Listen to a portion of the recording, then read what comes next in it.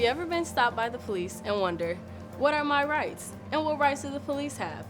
In the next few minutes, we will go over a few scenarios of what you should and should not do when approaching the situation. Let's see what happens when you're stopped by the police.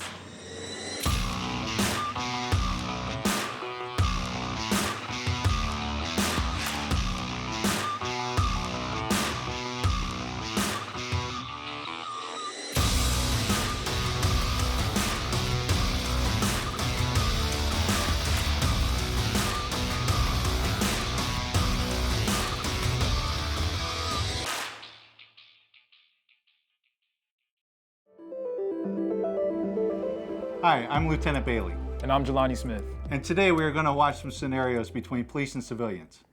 Maybe you're approached by an officer while walking home. Or maybe you're driving with friends and you see those police lights in your rearview mirror and have to pull over. Over the next half hour, we'll show a few police scenarios that typically happen in an officer's day. And get a chance to listen to real students and officers discussing current topics on policing. So what do you say we take a look at our first few scenarios? Our first scenario has a student just getting out of school and walking home when an officer approaches asking for information. Let's see how things play out.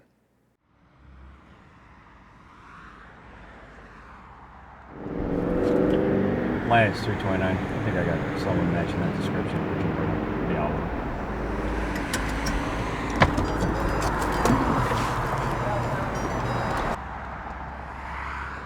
Man, do you mind if I stop and talk to you for a second? Uh-huh. You had an incident around the corner and you fit the description. Do you have your ID on you? Yeah. Thank you. Mr. Robinson, the security address and everything on your Yes. ID? Okay. All right. I appreciate your patience. Thank you. Thank you. Okay.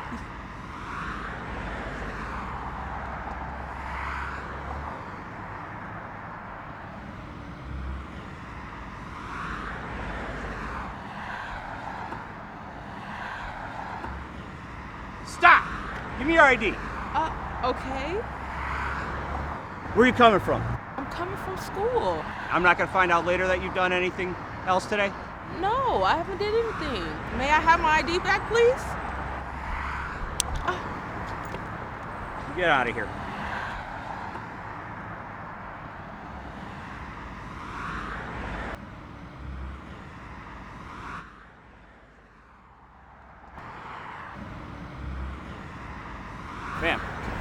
Ma'am. What? Can you take your earbuds out for me? God. We had an incident around the corner. You fit the description. Fit the description of what? A person that was involved in the incident.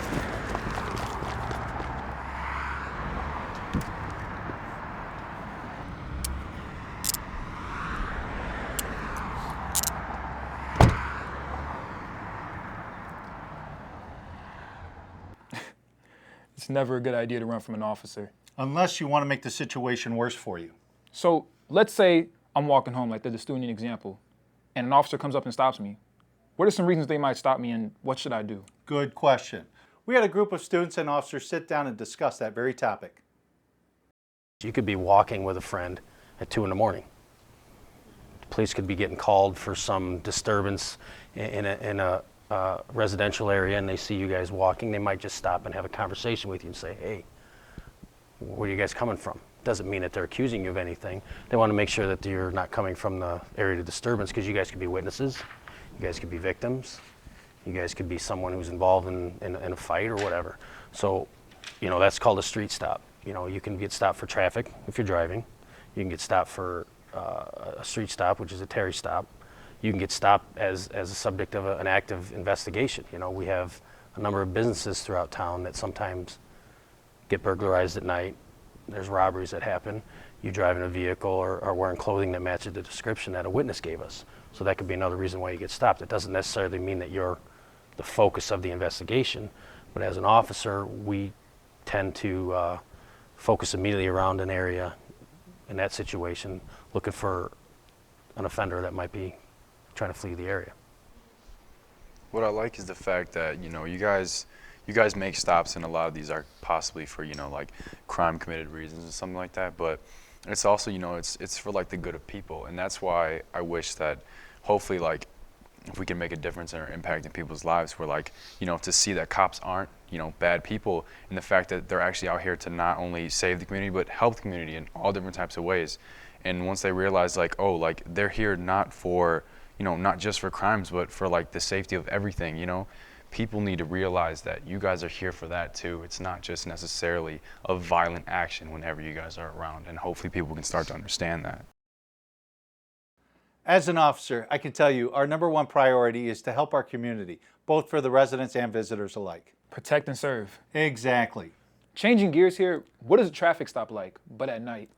Well, because it's at night, it's going to be different than a day stop. I know being pulled over, it's scary, shining that light on our mirror. The more light, the better. It's all about safety. So make yourself and the driver as visible as possible? Yes. I'm sure we could keep talking about this, but why don't we take a look at a few night scenarios? Yeah, let's take a look.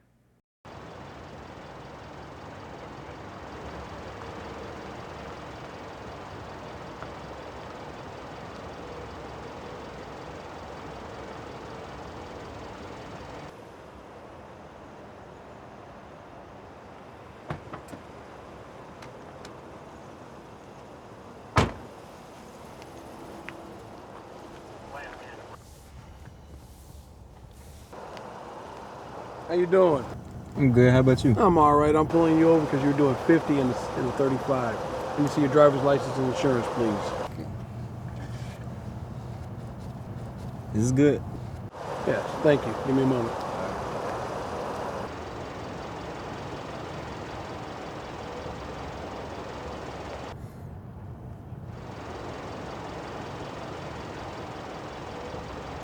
All right, young man, this evening I'm going to issue you a ticket for the speeding. I need for you to sign that. There you go.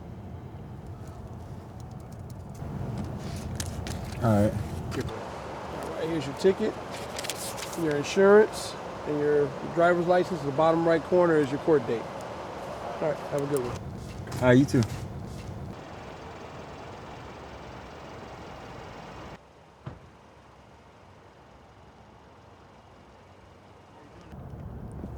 How you doing? You know how fast you were going? I need to see your driver's license and insurance now. All right, my bad.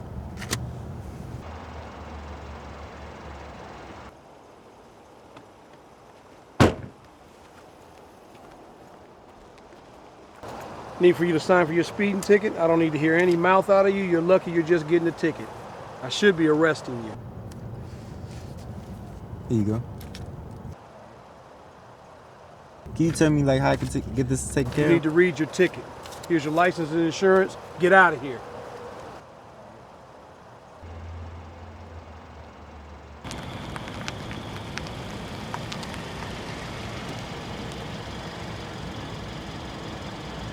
Oh man, I smell like weed, bro. I can't Y'all good, y'all good. Don't do nothing stupid. Bro, you don't even smell like it. Stop, chill. I don't want to go to jail. Just be cool. Just be cool. I got it. How you doing this evening? You know why I pulled you over? Nah. I pulled you over because you were speeding. I need to see your driver's license and insurance, please. Just show your hands. Let me see your hands. Let me see your hands. I gotta go. Stop. Come on, stupid idiot.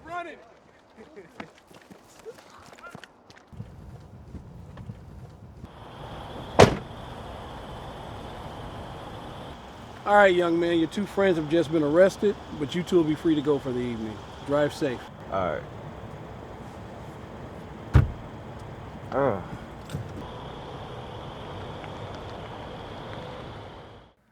Another instance where they ran. And we're caught. You won't get caught if you don't run. What are some other traffic stop situations someone could run into?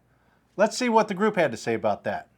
So, like, with what I believe that we would have to show you is, of course, you know, our license and our vehicle registration to make sure that, you know, everything's like, you know, not just driving some unmarked car that we found somewhere because we just stole it, or, you know, like our license to make sure that we're valid drivers. I know that for a fact. With anything else, I'm not really sure what we'd have to show you. I know that identification is, you know, the #1 to make sure that, you know, like we're legally out here, but other than that, I'm not really sure. I mean, I think that's... Yeah, definitely. Oh, you want to go ahead? I was just gonna say our hands. I was Like, going to say the same thing. Our hands. Yeah, like personally, I would definitely make sure like license and registration, but on top of that, keeping my hands up on the wheel, or if I'm stepping out of the car, you know, I don't would never want like a misconception or anything like that. So always like just better safe than sorry. So what else do you have to operate a vehicle in Illinois? What's the one thing you have to have? No, I know. License? Vehicle registration, license, and insurance. Insurance, correct? Yeah. right. At least So even we if will it's liability. we will probably ask you for insurance, proof of insurance, because that's a requirement to be on the road. Obviously, I don't make as many traffic stops as a detective as she would, but if I make a traffic stop on you, you're going to have to show me an identification. Your identification, not just anybody's identification. You'd be surprised. We have people that show us an identification, they try to pass off somebody else. That's obstruction. That's lying to the police. You can't do that. Obviously, the registration, you're responsible for that as a driver, not mom and dad who own the car. You're responsible to have that in there. So if you don't have that, chance you're going to get a ticket for that. That's rectifiable by just showing it at a court date. Not a big deal. We are allowed to have it on our phones, right? Yeah. Yes, you Okay. can. Yeah, you can do the insurance thing on your phone. Yeah, I've done that people- plenty of times on accidents. I don't Hey, have it, but I have it on my phone. I don't have the paper copy, but can I pull it up on my phone? And I will give people time, because it takes a while to get into your phone, sign in. You know, a lot of people have forgotten their login for their insurance company. So I'll be like, just pull it up, I'll go back to my car, and I'll come back in about 5 minutes and There's a check. pretty hefty fine for not having proof of insurance. So I will It's- give people it's a more lot expensive. of time to show me they have the insurance, so I don't have to write it. And like with the registration, if you don't have it available and I write you a ticket for the insurance, you bring it to court showing you were valid on that date, and it just gets tossed out. Right. I never even knew that we could have a digital copy of our insurance. I always thought it was paper. Even if you just take a picture of it with your phone and put it in your phone gallery, it just shows that it's valid on that day. That's fine with me. I'll accept that. Right, and part of having the digital insurance is that you are willing also to hand us the phone and look at it. You know, if you don't feel comfortable, you know, handing your phone over, then make sure you got a paper copy, because part of the requirement is to physically hand your phone over so we could look at it and observe it. So, question, if we don't, let's say, you know, like, because, you know, people, we like to make like quick runs, you know, and we forget our wallet and we don't have our ID, you know, what would happen, or our driver's license, and then we get pulled over? Like, if you guys do that name search, are you allowed to, would you look that up, or we still Right. get in trouble for it? There is a provision in the vehicle code that requires you to have your ID on you. So you could still technically get a ticket for that. Yeah. I'm not saying you would 100% of the time, but if you don't have it on you, you could probably expect more times than not to get the ticket for not having it with you. We can check it to make sure it's valid or not, but actually not having it on you is an offense in itself. So, officer, after we hand you our, you know, insurance, identification, ID, do we have to answer any questions after that? Pertaining to the stop or pertaining to you in general? Both, really. No, not necessarily. If I ask you a question about where you're coming from, it's not like prodding or anything like that. But if you feel the need to tell me, hey, I don't feel comfortable answering that question, you can just tell me that straight up. Now, you have that right, but in the back of the officer's mind, they might be saying, well, why is he saying this? They might ask you if you've ever been stopped or arrested before. Well, I don't feel comfortable asking that. We're going to find that out because we can run your name. You don't have to answer anything that makes you uncomfortable, anything that's going to violate any of your rights. I mean, you are getting stopped for a mere traffic incident and traffic altercation right now, right? It's just a simple violation. You don't have to really answer. Yeah, you don't have to really answer anything outside of you know, the basic questions, name and whatever, if you don't have a driver's license. So. I guess to bounce off of Mason's question, would you think, kind of as you were saying, if we choose not to answer the question, and that, like you said, there's kind of in the back of your mind, like an idea of like now it's a little more sketchy, would it be, because I'm thinking like even in a situation where, say I'm coming from a party where I didn't do anything wrong and you know there should be no issue, but if I say I'm coming from a party, does that kind of change your opinion of if maybe you would have let me off with a warning versus honestly, an officer might think, worst case scenario, you know, yeah, this kid might be had some alcohol in their system, and he might follow up with that question. Right. Coming from a party, had anything to drink? You tell him, no, I don't drink. Right. I'm only 17 or whatever. You're not obligated to answer anything about where you're coming from. You can just say, oh, I'm coming from a friend's house. Okay. I mean, I can't speak for other officers, but I can speak for myself that when I ask a question of somebody, it's not anything intrusive or anything negative. I'm just curious and trying to get to know the person that I stopped a little bit more than just what's on their driver's license. So it's not accusatory in any way, shape, or form. But if you tell me you're coming from a party, I mean, I've got kids your age too. I mean, I know where they come from, and I know that they're smart enough, and you guys are smart enough to know what you're supposed to do and what you're not supposed to do. Right. And it's not going to change my opinion of, oh, she didn't answer my question, so I'm going to write her a ticket now. I'm going to take the whole factor in of, why did I stop you? What else has been going on? Just because you say, oh, no, I'm not answering that question, that doesn't mean you're going to automatically get a ticket from that officer. If you're doing 38 miles an hour over the speed limit, most times you're probably just going to get a speeding ticket anyway. I mean, if you're getting stopped for not stopping at a stop sign and you're on your cell phone, you may not get a ticket for that, and you're answering questions or not answering questions isn't going to change that fact. Okay. So, If you are pulled over, you need to provide identification and insurance. What if I have a bad attitude? Would that make it worse for me? Not always. So what if you want to search my car? That's our next scenario, so let's take a look.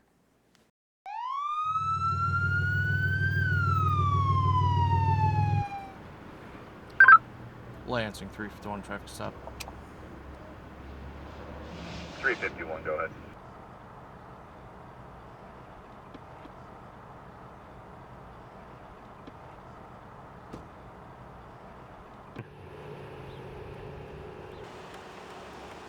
How you doing, sir? I'm Officer On with the Lansing Police Department. You got your driver's license and insurance card? Yeah, I got it. The reason I'm pulling you over is for speeding. I apologize, officer. Is there anything in the car you're not supposed to have? No, not at all. Mind if I do a quick look? Of course. Do me a favor, just step out of the car for me.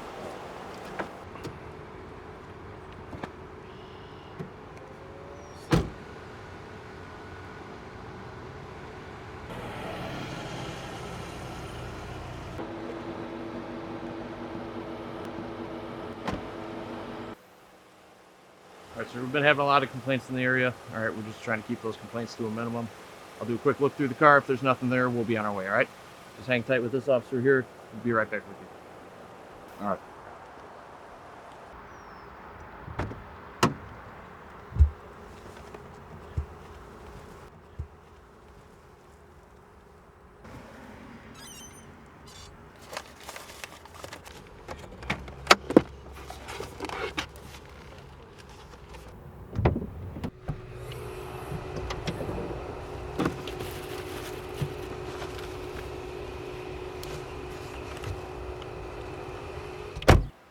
All right, sir, I didn't find anything in the vehicle. I'm going to write you a citation for the speeding. All right. There you go. Just slow down for me and drive safe. All right. Thanks, officer.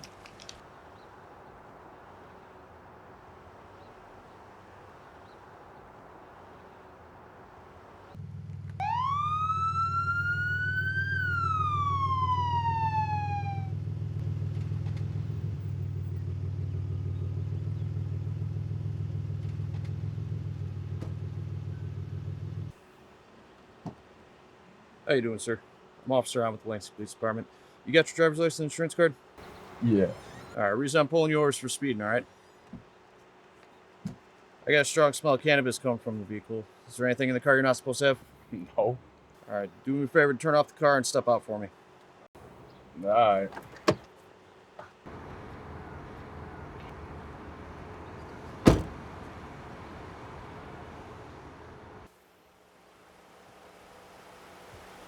All right, sir, the vehicle smells like cannabis. All right, giving me probable cause to search the vehicle. If there's nothing in there, we'll be on our way, all right? Okay. Just hang tight with this officer. I'll be right back with you. All right.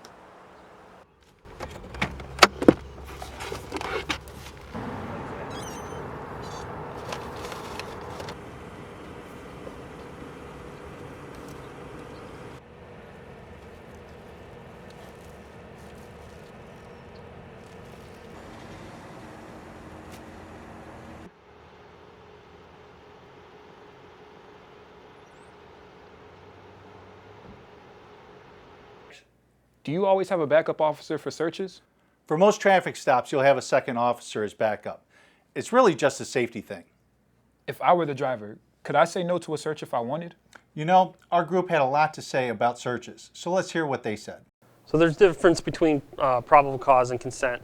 Probable cause is if I walk up to the car and I smell marijuana from inside the car, or I see a knife or a gun in the back seat, something that's in plain view. That gives me probable cause to search the car. Or there was retail theft and the people left in this car and they gave me the description of the car, description of the people. That's enough probable cause then to go search the car and look for what I'm looking for. Consent is where I don't have probable cause. There's nothing I see, nothing I smell. So I just ask the driver, will you give me consent to search a car? And the driver has the right to say no. The driver has the right to say yes. They say yes, I'll pull the driver out, any passengers out, we'll ask each passenger and search them and search the car and then be on the way. If you want to come and search my car, first I would be like, why? I would ask, like, what's the reason? But then again, I'm not going to make it a big argument. I'll be like, just go ahead. Just do your job. And then I'll be on my way. Nice and quick. How about you? I get that we could give consent to it, but there's also ways that, you know, we are allowed to get out of that situation. If we have nothing in our car and you are trying to accuse us, we have every right to be able to tell you, like, no, officer, I do not give consent to this. You are not allowed to search my car. And then from there, you know, it's really up to you guys to a sense.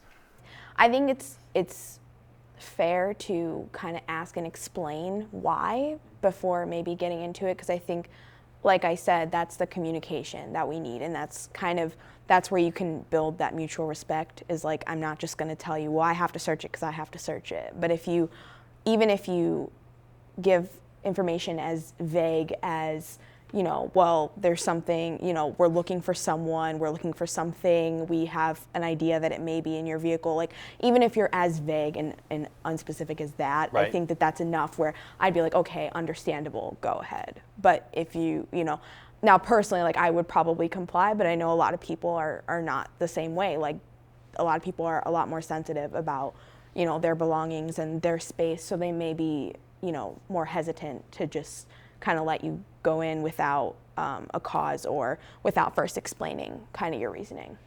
I've found through my experience that if you have the probable cause, I will take the time to explain it to the driver. Yeah. And however long, if it takes 10 minutes to explain it, fine, because I feel like, and I've felt that, or dealt with it, that it just takes less headache out of it, whereas you're just vague, like you were saying, get out of the car, I'm going to search it. Right. Well, you're going to get more argument from the person instead of just taking the time to explain it. Listen, I've smelled something in your car, or I saw something right on the back seat. You know, it's in plain view. So I feel like you get less headache, you get less argument from the driver or any passengers if you just take the time and explain it.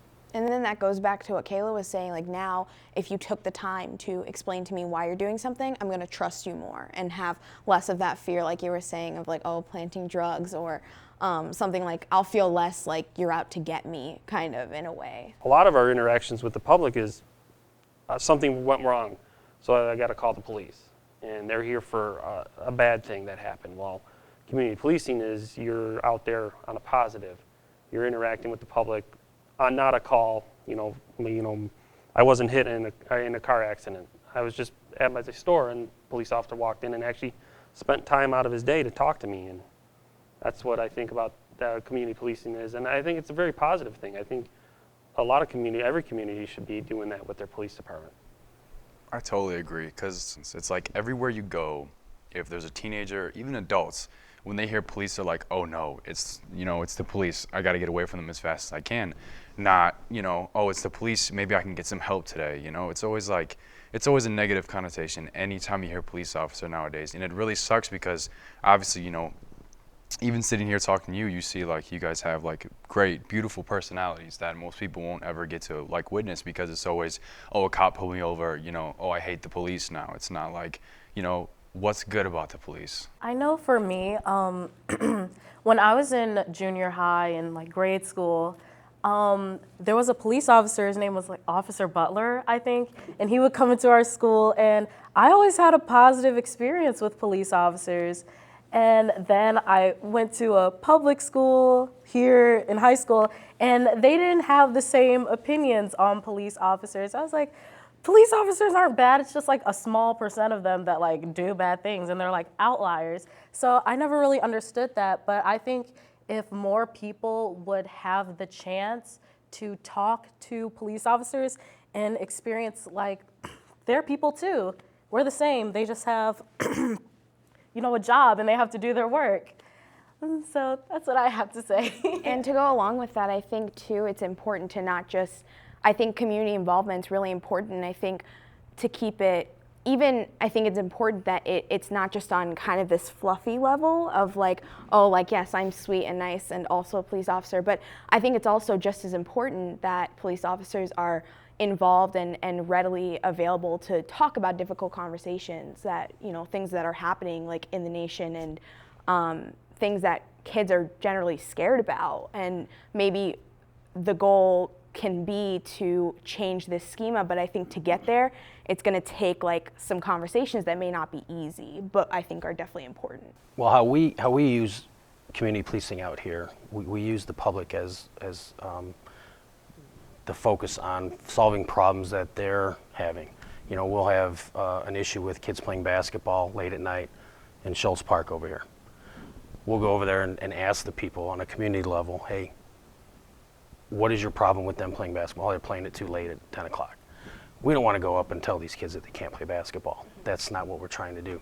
So we come up with a plan, hey guys, play basketball here till 9:30, 10 o'clock, quiet hours are at 10. Let the people who actually live in that neighborhood communicate with you what the problems are. You may not see it as a problem. You may not see it as a problem. I may not see it as a problem, but the people that live there, that's the focus of our community policing program, is to try to give them some kind of outlet to voice their concerns and their opinions and solve a problem with them. Kind of be Gets the them bridge. involved. Exactly. Yeah. While we're not taking like any enforcement action because there's not really anything that's wrong in that aspect, we'll do the same thing with a stop sign violation. School lets out and kids leave school and they're blowing the stop sign. Well, the person that lives at that street corner that has small kids sees that as a problem. We may try and set up some kind of traffic enforcement that's directed at that time frame, where we're not looking to specifically write a ticket. We're looking to remind people that there's a stop sign in this neighborhood. That's part of our community policing focus sometimes. So.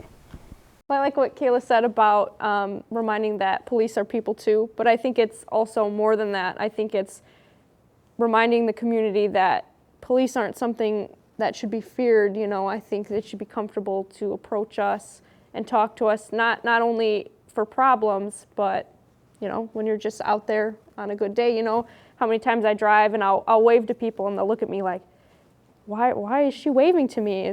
What did I do? And it's just like, don't, every time you see police, don't think, and they look at you in the eyes or something, don't think, I must have done something. No, it's yeah, it is though. Right. Like I'll just be driving and then I like pass a cop and I'm like, oh my gosh, no, like I'm doing everything right, Yeah, who's doing the speed limit? Like. Yeah. So it's interaction, and it could be really casual interaction, not a certain event or a certain detail specifically. It's just overall interaction. I think that is a good thing that could be more focused on because people are very avoiding the police, even for waving or something as simple as that. After hearing from the group, I feel like I have a better idea of how to handle myself in these situations. And I feel like I learned from these discussions as well. And we hope this has been a great learning experience for you. And that most police situations end peacefully. So if you find yourself stopped by an officer while walking home, or you see those lights in your rearview mirror, you now know what to do when stopped by the police.